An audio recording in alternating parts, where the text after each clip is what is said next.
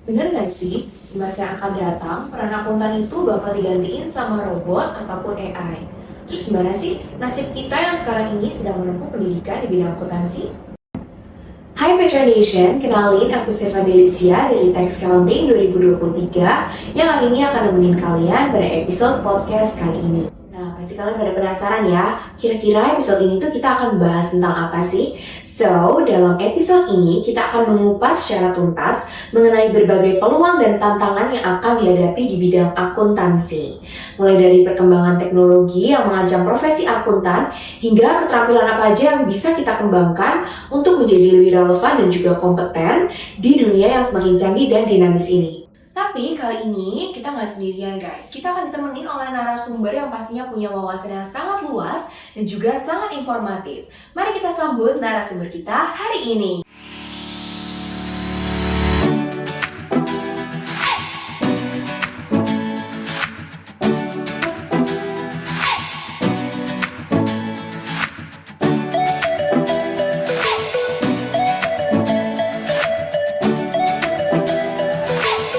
Halo guys, saya Henry.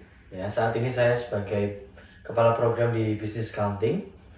Saya alumni dari Accounting PCU angkatan 2011. Jadi kalau sekarang sudah berkarir di bidang accounting kurang lebih 10 tahunan. Wow, berarti udah senior banget ya Pak. Berarti cocok banget sama tema kita hari ini yang udah kita pilih juga, yaitu peluang dan tantangan karir di bidang akuntansi. Nah, nanti ini kan kita tuh punya 10.000 pertanyaan gitu Pak. Nah tapi luar biasa ya Pak. Jadi aku mau jelasin dulu, nanti sistem podcast kita ini adalah nanti Bapaknya ambil pertanyaan yang ada di dalam sini, nanti saya akan bacakan dan Bapak menjawab seperti itu. Gampang ya Pak ya? Bisa ya Pak ya? Oke, langsung aja kita mulai, silakan Pak ambil pertanyaan pertama.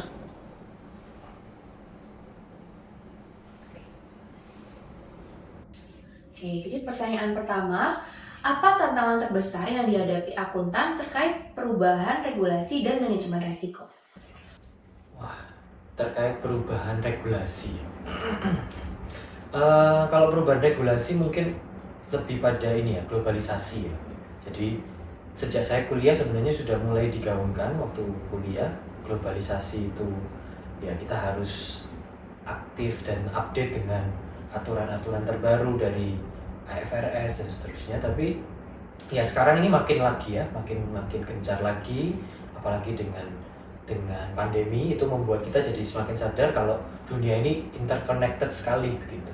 Jadi jelas itu akan semakin harus kita harus bisa keep up lebih cepat dengan itu tantangannya sih, tantangannya.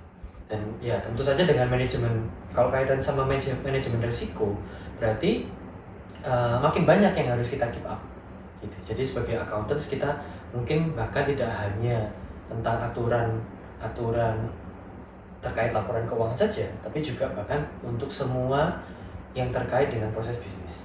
Oke. Ya, aturan perdagangan, aturan apa dan sebagainya. Berarti kan kalau kita ini sedang menempuh di dunia akuntansi ini kan biasa ada orang yang mikir, ini kan belajar nggak selesai-selesai berarti kan. Karena kan aturan tuh semakin hari semakin kompleks dan semakin berubah. Apakah ada tipsnya gitu Pak, supaya kita tuh tetap bisa keep up dengan kondisi tersebut? Kalau tipsnya ya, menurut saya sih di kuliah itu teman-teman pasti tidak akan lepas dari teori ya, konsep. Kenapa kok itu penting? Karena disitulah backbone-nya. Jadi yang tidak akan berubah itu konsep dasarnya itu. Ya, sama seperti kalau di bidang coding misalnya ya. Sekarang kan juga banyak ada yang bilang ke depan mungkin nggak perlu belajar coding gitu kan, tinggal pakai prompt aja. Tapi logika coding itu tetap perlu dipelajari sama anak-anak yang belajar di IT. Nah, sama di accounting juga begitu. Jadi logika backbone dan konsepnya itu perlu dipahami. Nah, tentu saja kita di kuliah tetap kita mulai kenalkan ya dengan perkembangan teknologi, perkembangan ini dan itu. Tapi backbone-nya ini jangan sampai lepas. Supaya ketika nanti di dunia kerja, bahkan 10 tahun dari sekarang bisa jadi beda banget nanti. Ya, yang kalian pelajari sekarang software-nya misalnya 10 tahun lagi ya pasti beda. Nah, tapi kalau backbone-nya, konsepnya matang, berubah seperti apapun kalian bisa paham lah paling tidak. Pertanyaan berikutnya Kak.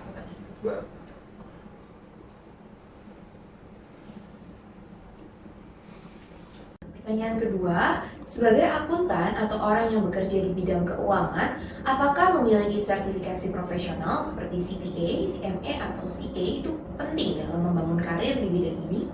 Penting tidak penting itu menurut saya relevan, bukan relatif maksud saya ya, relatif tergantung konteks teman-teman nanti bekerja ya. Misalnya CPA itu sangat dibutuhkan kalau Anda ke financial auditor gitu kan. Nah, CMA itu ada areanya sendiri dan seterusnya.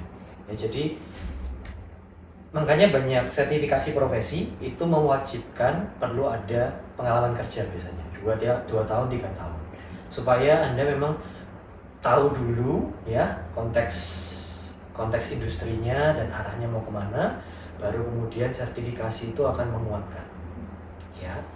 Jadi relatif ya, kembali kepada kebutuhan dan kalau Anda ambil, kalau saya tips saya, ketika Anda ambil suatu sertifikasi ya pastikan value-nya kembali ya, jangan sampai sertifikasi itu kemudian nggak jadi apa-apa gitu loh, entah ya pokoknya harus value kembali, entah itu dalam bentuk uang, entah itu dalam bentuk apa ya, jadi harus ada value-nya di sini. Jadi kan biasa kan ada orang yang menggaungkan kalau misalnya gelarnya semakin banyak itu gajinya semakin tinggi, itu sebenarnya merupakan motivasi yang pas atau nggak sih Pak? Kalau misalnya konteks di edukasi ya, pendidikan seperti saya begini, tidak berkorelasi langsung. Begitu nambah sertifikasi langsung nambah gaji enggak. Ya, tapi bisa ada peluang di situ adalah ketika saya misalnya juga men-training orang lain tentang sertifikasi itu. Nah, itu bisa mendapatkan lebih. Jadi kalau dalam konteks lain mungkin ya itu kembali ke kebutuhan. Apakah memang dibutuhkan? Ya, jangan sampai ya itu hanya menambah gelar saja kemudian tidak ada value yang ditambah bagi diri sendiri maupun bagi organisasi. Organisasi sebenarnya nggak butuh itu, tapi Anda cari itu misalnya, ya itu ya, dan Anda juga nggak akan dapat value apa-apa di sini. Oke, kita langsung masuk ke pertanyaan ketiga supaya lebih mendalam lagi ya.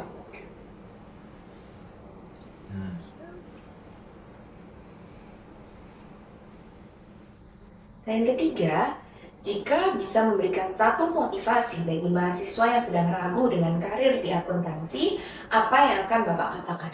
Saya kan di accounting ditugaskan mengajar juga tentang data analytics ya. Dan saya sih sukanya adalah begini. Saya tipe orang yang tidak suka mengerjakan hal-hal yang terlalu repetitif. Ya. Jadi justru ketika accounting itu banyak di-infuse dengan data analytics, perkembangan teknologi sekarang, saya justru melihat malah pekerjaan accounting ke depan itu akan lebih asik gitu.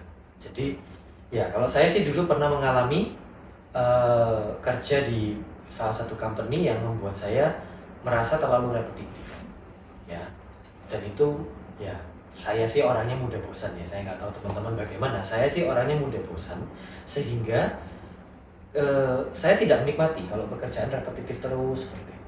Nah, dengan perkembangan teknologi sekarang, justru bagi saya asik. Suatu kali bisa problem ini, besoknya problem yang berbeda, besoknya adopsi teknologi yang berbeda dan sebagainya. Jadi bagi saya itu malah lebih menarik ya.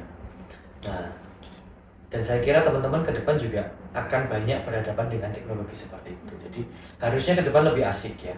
Kalau jadi mungkin kalau accounting di masa lalu itu identik dengan personality yang sangat kaku dan rigid. Betul. Nah, sekarang ini anak-anak seperti teman-teman seperti Stefani ini bakal banyak nih kayaknya di accounting gitu ya, yang supel, suka dengan orang dan seterusnya, itu sangat terbuka lebar ke depannya. Supaya kita jadi lebih tertantang juga ya Pak ya. Nah, dari penjelasan yang Bapak berikan ini saya jadi lebih paham tentang dunia akuntansi yang sekarang ini juga lagi saya jalani. Nah, tapi saya masih kepo gitu Pak. Pernah nggak sih Pak, Bapak itu ada di situasi di mana Bapak itu dihadapkan dalam dilema. Jadi satu sisi harus mendukung klien, tapi di sisi lain itu juga bertentangan dengan kejujuran dan nilai-nilai yang Bapak pegang sebagai seorang akuntan. Ya, tentu saja.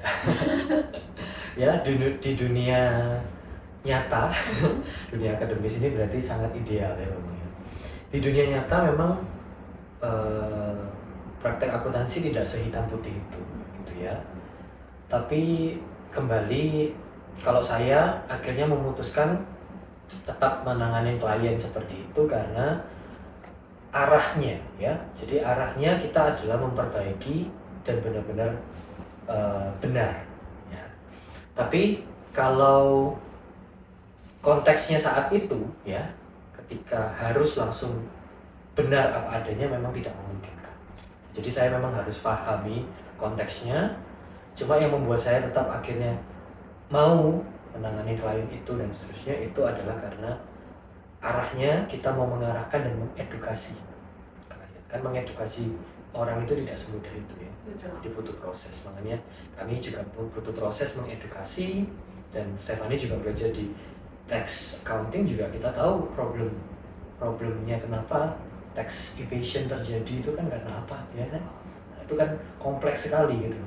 Sehingga kita harus pelan-pelan mengarahkan. Di sesi barusan teman-teman, aku jadi semakin gak ragu untuk terus menempuh pendidikan di dunia perkuliahan, apalagi di PCU ini, karena didukung juga dengan tenaga-tenaga yang mendukung. Dan selain dapat ilmu, kita di PCU ini pasti juga didukung dengan ilmu kejujuran dan juga integritas yang tinggi. Nah, sebelum kita mengakhiri episode kali ini Pak, aku ada pertanyaan terakhir. Jika dalam satu kalimat Bapak harus mendefinisikan masa depan profesi akuntan, bagaimana? Kata-kata yang terpikirkan oleh saya itu cuma semakin strategis. Semakin strategis. Ya, karena yaitu ketika zaman dulu akuntan itu fokus hanya membuat laporan transaksi, mencatat transaksi. Sekarang proses pencatatan itu sudah tergantikan. Jadi akuntan itu lebih ke analis. Ya, di masa depan dengan adanya AI apalagi, saya rasa bakal bukan hanya proses pencatatannya, tapi bahkan analisisnya itu AI sudah bisa lakukan. Nah, terus akuntannya ngapain? Berarti kita harus lebih strategis lagi. Jadi makanya kalau maksud saya strategis itu adalah lebih ke kita harus melengkapi ilmu kita itu dengan yang lain. Ya, kalau Anda paham di bisnis, di dunia bisnis itu kan banyak aspek-aspek lain, Anda harus melengkapi itu. Nah, itu membuat Anda jadi lebih strategis tanpa melupakan backbone-nya accounting tadi itu. Karena software AI mereka mungkin bisa melakukan proses pencatatan dan menganalisisnya untuk kita, tapi yang tahu detailnya itu kenapa kok begitu ya kita juga harus tahu gitu. Jadi dengan kita tahu itu, kita bisa kaitkan lagi dengan ilmu-ilmu kita yang kita pelajari yang lain di dunia bisnis, kita akan jadi lebih strategis. Jadi kayaknya nggak bisa dirangkum satu kalimat ya. Itu yang buat saya kesulitan. Oke, Pak, kalau misal nih Pak, Bapak ini masuk ke mesin waktu terus bisa mengulang perjalanan karir Bapak akan tetap menempuh perjalanan karir seperti sekarang ini atau mau pindah ke yang lain gitu Pak? Kalau saya bisa menempuh mesin waktu, maka ketika saya lulus kuliah, mungkin saya akan stay dulu di Jakarta. Saya waktu itu 1 tahun di Jakarta, kemudian kembali. Karena saya rasa memang di situ memang lebih kompleks ya dunia bisnisnya. Kemudian mungkin sama seperti yang saya lakukan sekarang, after punya pengalaman kerja baru saya ke akademisi. Saya kan 5 tahun di pengalaman marketplace, 5 tahun sekarang di akademisi. Bagi saya itu lebih melengkapi ya. Dan saya tidak menyesali itu, cuma memang kalau saya waktu itu lebih bisa memilih, saya akan take my 5 years pengalaman kerja di marketplace, saya akan stay di Jakarta. Nggak kerasa obrolan kita ini sudah berada di akhir acara atau akhir episode ya teman-teman. Ini obrolan kita hari ini tuh sangat asik dan juga sangat penuh dengan wawasan. Dari pembahasan tadi, aku sendiri itu jadi makin paham bahwa dunia akuntansi itu nggak melulu soal angka aja, tapi juga soal integritas, adaptasi, dan juga teknologi. Also, kita juga diasah untuk mampu berpikir strategis. Semoga teman-teman yang lagi nyimak juga dapat insight yang menarik dari episode hari ini. Dan aku harap teman-teman juga terus termotivasi ya. Jadi jangan patah semangat untuk tetap menempuh pendidikan di bidang akuntansi ini. Tantangan pasti ada, tapi dengan skill yang tepat dan sikap yang profesional, pasti kita akan banyak peluang yang dapat kita raih. Terima kasih Pak Henry untuk kesempatan yang luar biasa telah berbagi pengalaman dan ilmunya hari ini. Mungkin dari Bapak ada kalimat penutup dulu? Ya, kalimat penutup dari saya, teman-teman harus stay adaptif ya. Jadi ke depan teman-teman harus selalu adaptif, belajar hal yang baru itu sesuatu yang mengasyikan ya. Sikap hatinya, mindsetnya harus diarahkan ketika mendapatkan tantangan baru, challenge baru, belajar hal yang baru itu adalah sesuatu yang mengasyikan. Oke, terima kasih Pak Henry sekali lagi. Bye. Thank you buat Petro Nation yang udah nonton sampai akhir. Jangan lupa like, comment, and also share video ini. Jangan lupa juga buat subscribe YouTube Hima Tantra supaya kalian gak ketinggalan episode-episode menarik berikutnya. Thank you and see you.